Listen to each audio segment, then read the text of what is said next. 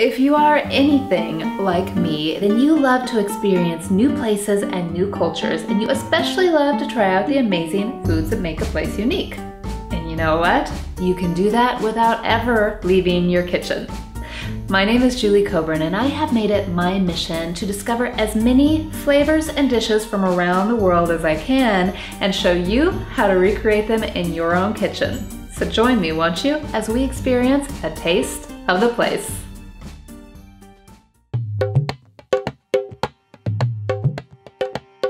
Ras El Hanout. What the heck is Ras El Hanout?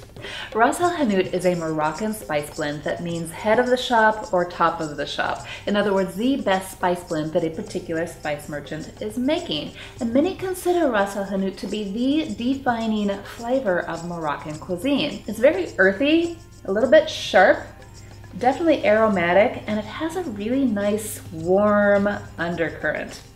Now, what is in Ras El Hanout? What makes up this blend? Well, the really cool thing about it is that there is not just one recipe. In fact, Ras El Hanout can contain anything from 15 to over 100 different spices. Even so, there are some basic spices that are used in most Ras El Hanout blends. It includes a combination of spices that we tend to think of as being more sweet, along with spices that we tend to use with more savory dishes, and an undercurrent of heat created by chilies or paprika. Those sweeter spices are often nutmeg and cinnamon, and the more savory spices might include cumin, coriander, black peppercorns, and a whole bunch of other stuff. So where can you get Ras El Hanout to try it at home?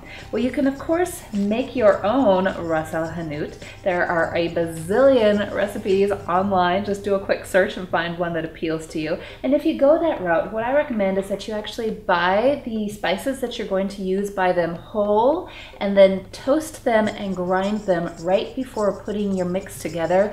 And I guarantee you, you will have a phenomenal Ras El Hanout. It will be amazing. Now, what I like to do is actually buy my Ras El Hanout from a quality spice merchant. Now, if you don't have a good spice shop in your town, don't worry, you can buy it online. There are lots of really good quality places to buy your spices online. But if you go this route, buying a pre-ground blend, then what you want to do is make sure that you don't buy too much. Remember, with all ground spices, they're going to lose their oomph in a very short amount of time. So you want to buy just enough to last you a couple of weeks or a couple of months at the most. Okay, once you have your Ras El Hanout at home, what do you do with it? Traditionally in Morocco, this spice blend is used to season tagines, which are kind of like a stew made with vegetables and meats. So along those lines, what I like to do is add just a pinch to vegetable soups and stews, and you can also use it as a rub for different kinds of meats, including fish.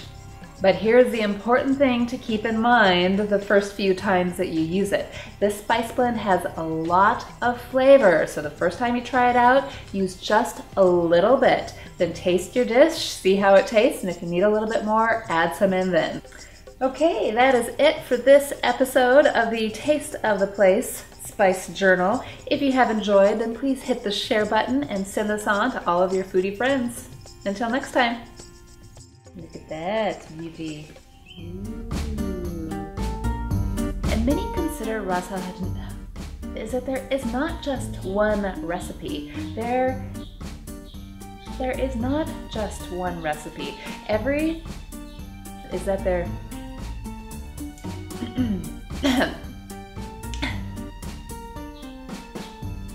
Take two, please. Take two. Two.